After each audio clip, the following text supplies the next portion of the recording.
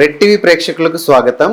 ఈరోజు మనం ఒక ముఖ్యమైన విషయం పైన డిస్కస్ చేయబోతున్నాం. మిసెస్ సుధామూర్తి గారు ఈ మధ్యన పార్లమెంటులో ఒక ముఖ్యమైన విషయం మీద చాలాసేపు సంభాషించారు. ఆ విషయం ఏంటి, దాని గురించి ఆమె ఎందుకు మాట్లాడారు, ఎందుకు మాట్లాడాల్సి వచ్చింది, ఈ విషయాలన్నీ మనతో పంచుకోవడానికి డాక్టర్ దివ్య సాయి కుమార్ గారు ఉన్నారు. మనతో పాటు ఆమెను ఆహ్వానిద్దాం. నమస్తే డాక్టర్ దివ్య సాయి కుమార్. సో సుధామూర్తి గారిని మీరు చాలా క్లోజ్గా ఫాలో అవుతారు. As a colleague I know it well. So ఎందుకు మీరు ఆమెని అంత క్లోజ్గా ఎందుకు ఫాలో అవుతుంటారు? నేను స్ట్రాంగ్గా ఒక విషయాన్ని నమ్మేది ఏంటి అంటే, భూమాతనే యాక్చువల్లీ సుధామూర్తి గారిని ఎంచుకుంది చాలా సెక్షన్స్ ఆఫ్ ద సొసైటీలో ఒక వెలుగుని తీసుకురావడానికి. ఆ వెలుగు ఏదైతే తను తీసుకొచ్చిందో అది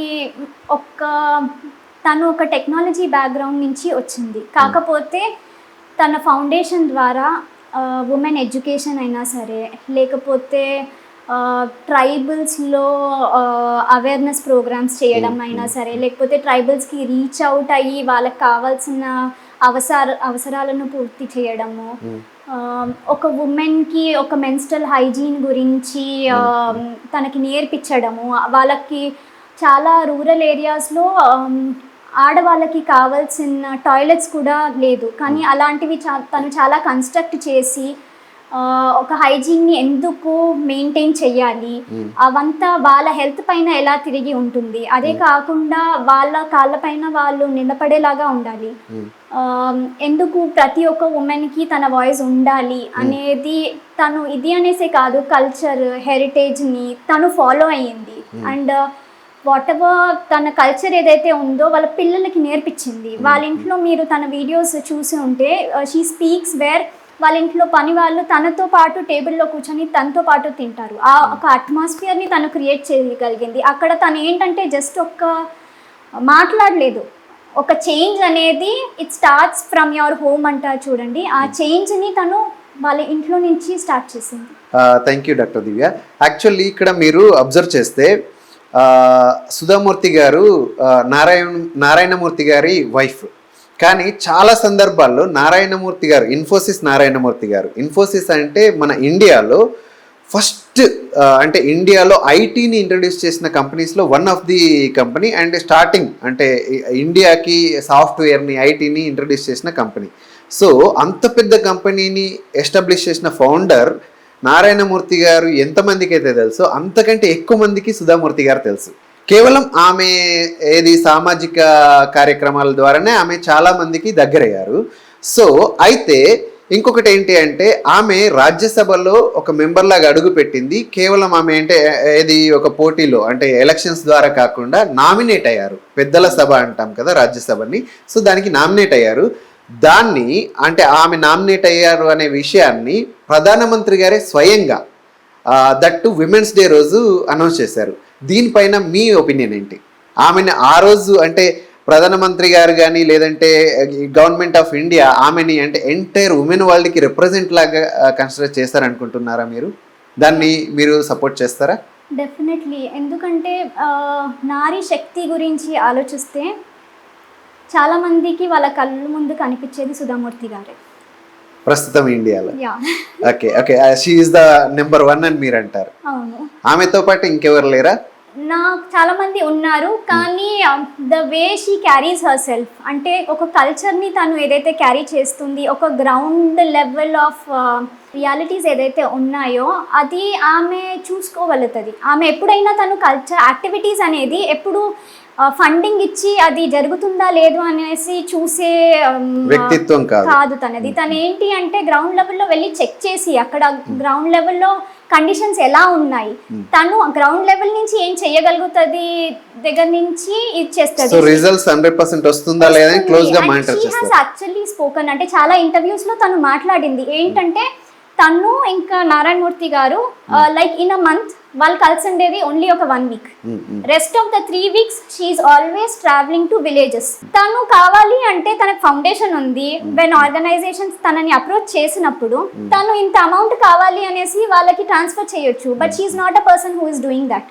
she is herself travelling to the villages. అక్కడ ఉన్న కండిషన్స్ ని మొత్తము గుర్తిస్తుంది, దాని తర్వాత కావాల్సిన ఇనిషియేటివ్స్ తను అక్కడే ఉండి వాళ్ళని ఎడ్యుకేట్ చేస్తుంది. Even education is being done by her only. After that only she's doing what is required for that section of the society. So ఆమె పర్సనల్ సూపర్విజన్తో బెటర్ రిజల్ట్స్ వస్తుంది అని ఆమె నమ్ముతుంది, అందుకనే ఆ గ్రౌండ్ లెవెల్లో వెళ్తుంది అని మీరు అనుకుంటున్నారు? అదే కాదండి, అంటే తనకి ఏంటంటే ఒక వాయిస్ ఉందండి. తన వాయిస్తో తను ఇది రైట్, ఇది ఇలా ఉండాలి అనేసి తను చెప్పగలుగుతుంది. అది ఏంటి అంటే 1-to-1 పర్సన్ని మనం కలిసినప్పుడు, మనం ఇంటరాక్ట్ చేసినప్పుడు ఇంపాక్ట్ ఏదైతే 40% ఉంటుంది అది 120%, 200%కి షూట్ అవుతుంది. And it has worked. So ఆమె పర్సనల్ టచ్ని కూడా, అంటే ఆ సేవలో, సాంఘిక సేవలో ఆమె పర్సనల్ టచ్ని ఇన్వాల్వ్ చేస్తుంది కాబట్టి ఆమె అంటే రిజల్ట్స్, అంటే ఫ్రూట్స్ 100% వాళ్ళకి ఎవరైతే నీడీ ఉన్నారో వాళ్ళకి అందుతున్నాయి అనేది మీ భావన? అదే కాకుండా ఏంటి అంటే even she speaks, she has told కి నేను జస్ట్ ఫండ్స్ని పంపిస్తే అది వాళ్ళకి చేరుతుందా లేదా అనేసి నాకు తెలియదు. కానీ నేను గ్రౌండ్ లెవెల్ వరకు ఇన్వాల్వ్ అయినప్పుడు ఏంటి అంటే నేను పెట్టిన ప్రతి ఒక్క రూపీ ఆ నీడీకి రీచ్ అవుతుంది అనేసి అన్న సాటిస్ఫాక్షన్ తనకు కలుగుతుంది అనేసి తను చెప్పింది. సో మీరు అన్నట్టు నారీ శక్తికి ప్రతిరూపం ఆమె అని మీరు చెప్తున్నారు. ఈవెన్ ఎంటైర్ ఇండియా నమ్ముతుంది. నమ్ముతుంది కాబట్టి ఈవెన్ నరేంద్ర మోడీ గారు నేతృత్వంలో ఇండియన్ గవర్నమెంట్ డెఫినెట్లీ ఆమెను సెలెక్ట్ చేసుకోవడంలో ఈ రీజన్ ఉంది. మేము కూడా డెఫినెట్లీ నమ్ముతాం.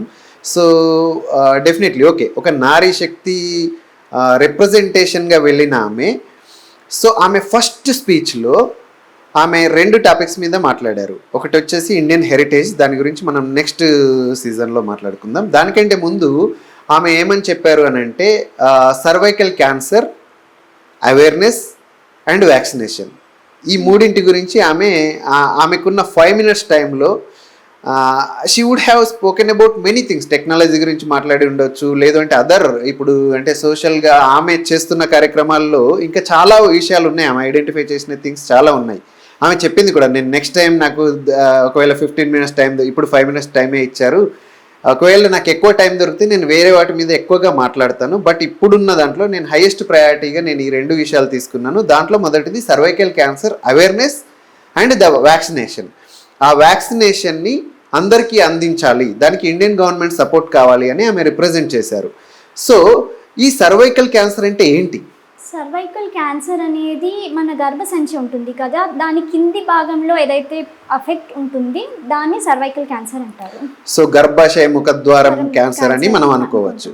ఓకే, సో దానికి రీజన్స్ ఏమంటే, కాజెస్ ఏమై ఉండొచ్చు? కాజెస్ వచ్చి చాలా ఉన్నాయి. క్యాన్సర్కి ఎప్పుడైనా కానీ ఒక్క పర్టికులర్ ఏజెంట్తో కాజ్ అవుతుంది అనేసి చెప్పలేము. ఎప్పుడైనా కానీ క్యాన్సర్ ఏంటి అంటే రిస్క్ ఫ్యాక్టర్స్ అంటాం. రిస్క్ ఫ్యాక్టర్స్ అంటే ఇప్పుడు ఫర్ ఎగ్జాంపుల్ ఒక మహిళ ఇమ్యూనిటీ ఉంటుంది, అది ఒక రిస్క్ ఫ్యాక్టర్. వైరస్ ఇన్ఫెక్షన్ గురించి ఆలోచిస్తే పాపిలోమా వైరస్ ఇన్ఫెక్షన్ ఉండొచ్చు. ఇంకొకటి ఏంటి అంటే మనం చాలా వింటూ ఉంటాము కి ఎప్పుడైనా కానీ పిల్లల్ని 1 to 2 లిమిట్ చేయాలి, దానికంటే ఎక్కువగా యూజువలీ ప్లాన్ చేసుకోవద్దు. అందరి పర్వ్యూలో ఉన్నది ఏంటిది అంటే దానివల్ల పాపులేషన్ పెరిగిపోతుంది అనేసి. అది ఓన్లీ ఒక్క వైపైన ప్రపంచాన్ని చూస్తున్నాం మనం, కానీ అది కాదు. ఒక ఎక్కువ బర్త్ ఇచ్చినప్పుడు ఏంటంటే కన్నప్పుడు ఏంటి అంటే మహిళలది ఇమ్యూనిటీ ఏదైతే ఉంటుంది అది డిక్రీజ్ అవుతూ పోతుంటుంది. అంటే గర్భసంచి ద్వారా మనం పిల్లల్ని కన్నప్పుడు గర్భసంచి వీక్ అవుతుంది అని మీరు చెప్తున్నారా?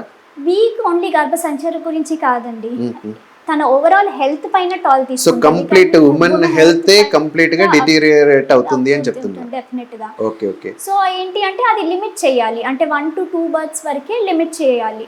దానికంటే ఎక్కువగా బర్త్ ఉన్నప్పుడు కూడా ఏంటంటే అది risk factor for one of the risk factor. Even అంటే రెగ్యులర్ అంటే పాపిలోమా వైరసే కాకుండా ఈవెన్ మహిళల్లో ఉండే ఇమ్యూనిటీ కానీ, లేదు అని అంటే ఎక్కువ పిల్లల్ని కనడం ద్వారా వచ్చే అంటే పోస్ట్ పార్టమ్ ఇష్యూస్ కానీ కూడా దీనికి ఒక కాజ్ అయ్యే అవకాశాలు ఉన్నాయి.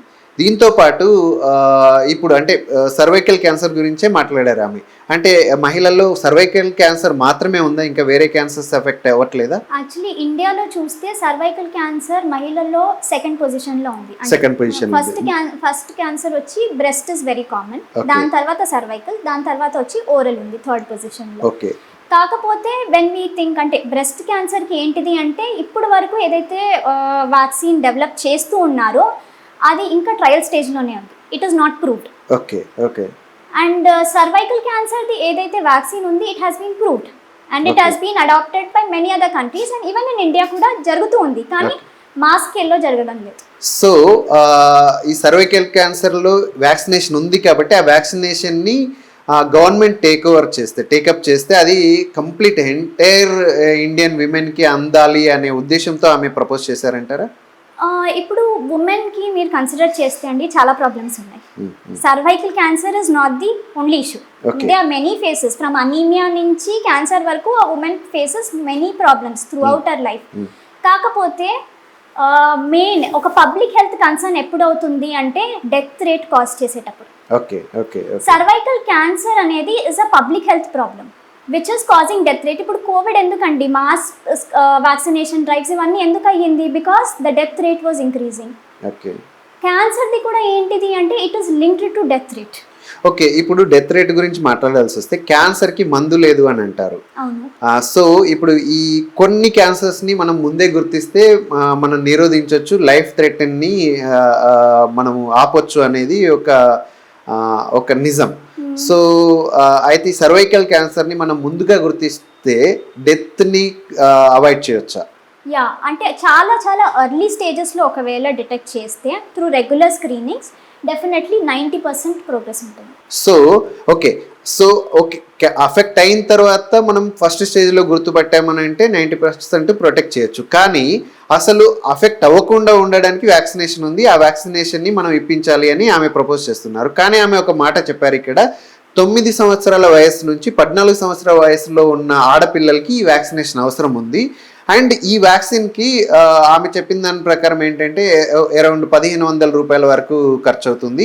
అదే గవర్నమెంట్ ఇన్వాల్వ్ అయితే దాన్ని 800-900 రూపాయల లోపే మనము ఆపొచ్చు, అంటే ఆ ప్రైస్లోనే మనం ఇవ్వచ్చు మా స్కేల్లో తీసుకున్నప్పుడు.